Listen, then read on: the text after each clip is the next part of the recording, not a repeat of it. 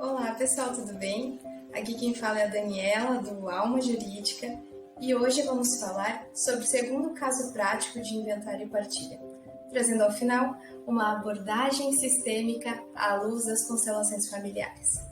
Nosso segundo caso prático de hoje é o seguinte: quando a pessoa falecida ela era casada pelo regime da comunhão parcial de bens, regime no qual se comunicam então apenas os bens que foram adquiridos durante a união.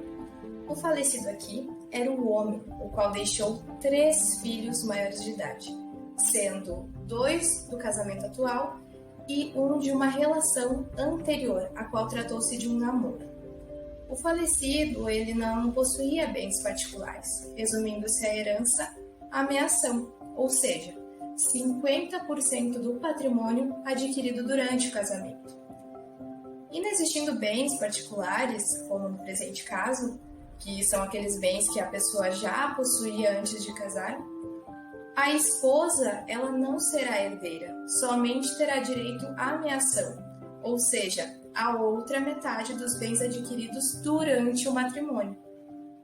Como dito anteriormente, o falecido ele teve um namoro alguns anos antes de se casar, e desse namoro nasceu um filho.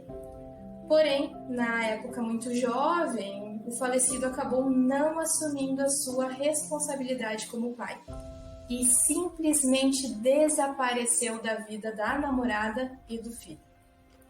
Quando esse filho cresceu e atingiu a maioridade, ele propôs ação de reconhecimento de paternidade contra o falecido, o qual estava vivo e não aceitou de forma consensual, resistindo e apresentando defesa, negando totalmente a sua paternidade.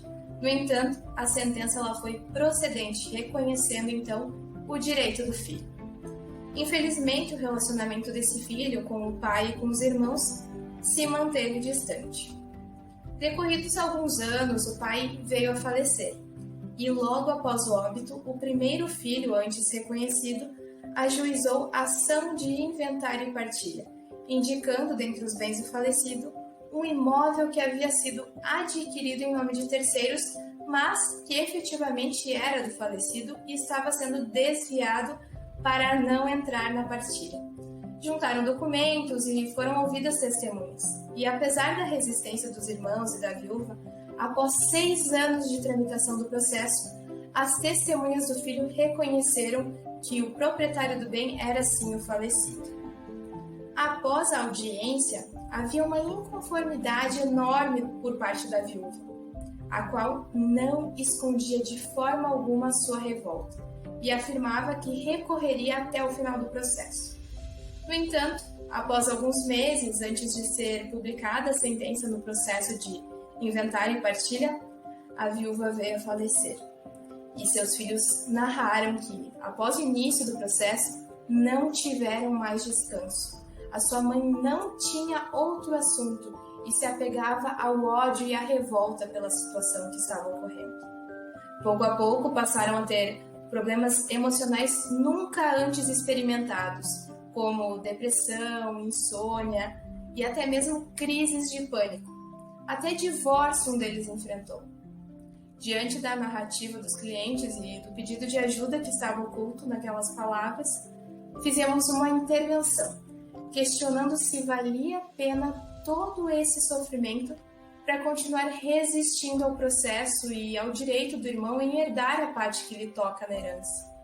Sugerimos, então, que ao negar-lhe esse direito, estavam violando a lei do pertencimento, especialmente considerando ter sido ele, o filho mais velho, aquele que mais sofreu por não ter tido a presença do pai e tampouco ter sido reconhecido pelo mesmo. Bert Hellinger menciona que você não briga por dinheiro quando está discutindo uma herança, você na verdade disputa o amor e um lugar no coração do falecido. E neste caso, fica perceptível que esse irmão estava apenas pedindo isso, um lugar para ocupar e ser visto.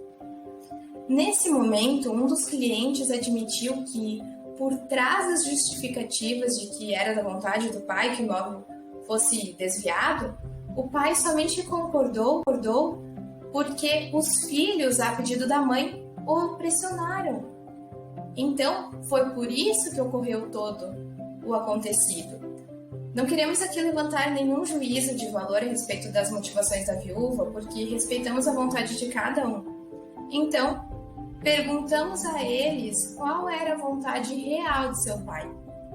E eles nos responderam que nos últimos anos de vida, o pai ele chegou até a expressar que sentia muita culpa por não ter reconhecido esse filho logo lá quando soube da sua existência. Além disso, os filhos do casamento falaram que acreditavam que o pai ele se sentia em dívida com o filho mais velho e gostaria sim de compensá-lo com iguais direitos ou até mais.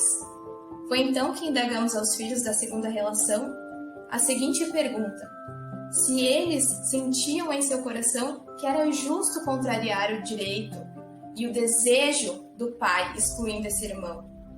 Negaram com a cabeça e a filha respondeu que agora que a mãe havia falecido não fazia mais sentido resistir. O outro filho também concordou e perguntamos então o que eles gostariam de fazer em face de toda aquela situação e já que a mãe já havia falecido também. E por incrível que pareça, ambos quiseram abrir mão do imóvel que havia sido excluído em favor do irmão mais velho. Além disso, concordaram em realizar a partilha dos demais bens em igualdade. Sustentou a irmã que a atitude deles vinha de encontro ao desejo do pai, e especialmente porque se sentiu tocada em relação ao fato de que o irmão mais velho sofreu sim privações materiais e emocionais ao não ter tido a presença do pai, coisa que eles tiveram. Compensá-lo na partilha seria uma pequena amostra da intenção de reconciliação. A solução nesse caso foi aceitar tudo como foi e incluir o irmão no coração. O acordo foi realizado e a partir desse passo houve sim um movimento de aproximação entre os irmãos.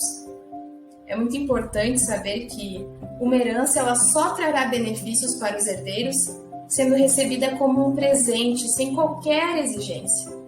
Muitas vezes a renúncia ela traz paz e bem-estar para os envolvidos.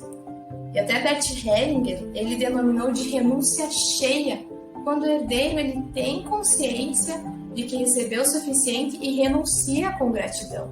Diferente da renúncia vazia, que é quando o herdeiro ele renuncia com arrogância, dizendo que não precisa disso.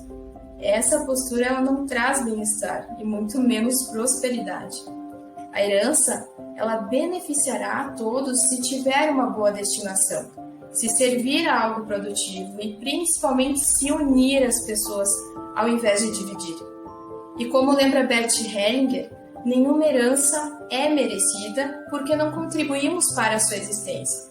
Por isso, você não tem o direito de brigar por ela, mas você pode ficar a serviço dela. Consequentemente, você estará a serviço da vida.